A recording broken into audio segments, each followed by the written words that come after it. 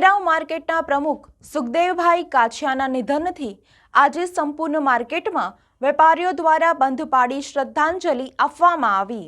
વડોદરા શહેરમાં આવેલ ખંડેરાવ માર્કેટના પ્રમુખ સુખદેવભાઈ કાછિયાના નિધનને લઈને આજે શાકભાજી માર્કેટ, ફ્રૂટ માર્કેટ, ફૂલ માર્કેટ બંધ જોવા મળ્યું હતું।